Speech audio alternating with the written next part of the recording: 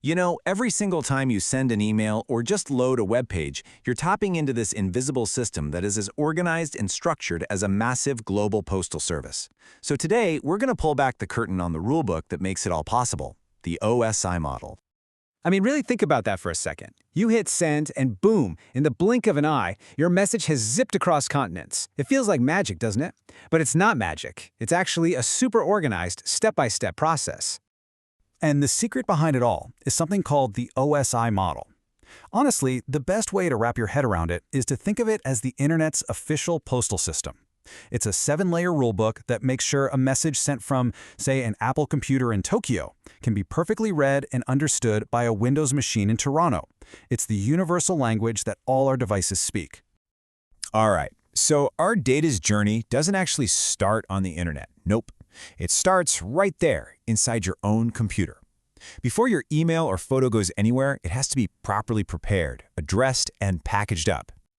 Now, this is where that postal service analogy really starts to click. First up, at the application layer, you use an app, like Outlook or Chrome, to write your message. That's you writing the letter. Then the presentation layer acts like a translator, encrypting the data for security and squishing it down to save space. And finally, the session layer opens up a stable connection. It's kind of like making a quick phone call to say, hey, get ready, something's coming your way. And you know, this whole prep work has a technical name: encapsulation. Think of it like those Russian nesting dolls. As your data passes down through these first few layers, each one wraps it in a new digital envelope with some new instructions. By the end, your data is all bundled up and ready for the big journey. Okay, our digital letter is packaged, sealed, and ready to go. Now it's time to actually send it out into the world. This is where your data leaves the comfort of your device and starts navigating the huge, complicated web of the internet. First stop is the transport layer. Imagine your email is actually a giant book. You can't just shove the whole thing through a tiny mail slot, right? So this layer rips the book into individual pages, which we call segments. It's also in charge of making sure all those pages actually get to the destination and can be put back together in the right order. And this is where things get interesting, because you basically have two types of delivery service. First, you've got TCP. Think of this like registered mail. It's super reliable. It tracks every single page, and if one gets lost, it sends a replacement. This is what you want for emails or websites, where every single piece of data is crucial. Then you have UDP. This is more like a postcard. It's way faster, but there's no guarantee it'll arrive. This is perfect for stuff like video streaming or online gaming, where speed is everything, and losing a single tiny frame here or there is no big deal. So, once our data is broken into these little pieces, it needs a destination address. That's the whole job of the network layer. It takes each piece, wraps it in yet another envelope, now it's called a packet, and slaps on a special address called an IP address. This layer then basically acts like a master GPS, finding the absolute best and most efficient route for that packet to take across the internet. And this is the perfect analogy. An IP address doesn't point to your specific laptop any more than your home address points to a specific person inside your house. It just gets the packet to the right general area, the right neighborhood, or, in our case, the right local network. Okay, so the packet has arrived in the right neighborhood. But how does it get to the right house on the street? Well, that's where the data link layer comes in. It's like the local mail carrier, whose only job is to get the data from one specific point to the very next one, like from the big internet router to your personal Wi-Fi router. And it does this using a totally different, super specific address called a MAC address. And that's the key difference right there. Your IP address is like your house address. It can change if you move to a new town. But the MAC address, that's like your name. It's a unique ID that's literally burned into your device's hardware from the factory, and it never, ever changes.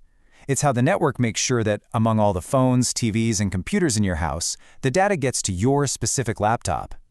And finally, we get down to the nuts and bolts, the physical layer. This is where all that digital information becomes something tangible. All that neatly packaged data gets converted into the most basic language of computers: bits. Just a long stream of zeros and ones. And then those bits are turned into actual physical signals that can be sent over the network. Yeah, this is the stuff you can actually see and touch. We're talking about the Ethernet cables plugged into your wall, the fiber optic cables running under the oceans, even the Wi-Fi signals flying through the air around you right now. Your data literally becomes a series of tiny electrical pulses, or flashes of light, or radio waves, all moving at incredible speeds. All right, so our message has blasted across the world as a physical signal, and it has arrived at the destination computer. Awesome.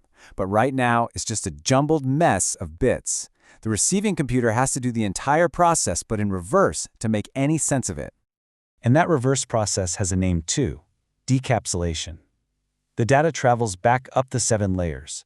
At each step, a layer finds its matching digital envelope, rips it open, reads the instructions inside, and then passes the contents up to the next layer. It's just like opening that set of nesting dolls, one by one, until the original complete message is perfectly reassembled and handed off to the right application. So 7 layers, all these different envelopes. It might seem a little complicated, right? But this layered approach is the exact reason our global internet actually works. Now, it is worth pointing out that the OSI model is a conceptual model. It's like the perfect blueprint. In the real world, the internet often uses a more streamlined 4-layer model called TCP/IP. But the core ideas are exactly the same. And if you understand these 7 layers, you understand the fundamentals of how any network really works. This table just lays it all out so perfectly. But here's the real genius of the model. Each layer has one and only one job to do, and it doesn't really care how the other layers get their jobs done. This is so crucial. It means engineers can invent some revolutionary new Wi-Fi technology for the physical layer without having to redesign how your web browser works at the application layer. It makes the whole system modular, adaptable, and really easy to upgrade over time. And that right there is the whole point. This is the big takeaway. The OSI model is a universal standard. It's basically a gentleman's agreement that lets every single company in the world, Apple, Samsung, Google, you name it, build products that we know can all speak the same basic language. It's what makes seamless global communication possible. So the next time you send an email or watch a video, just take a second to appreciate that incredible, invisible postal system working its magic behind the scenes. And it leaves you with a pretty interesting question. Without this shared rulebook, would we even have a single global internet? Or would we just have thousands of tiny, separate networks that couldn't talk to each other? It really makes you think. Thanks for joining me.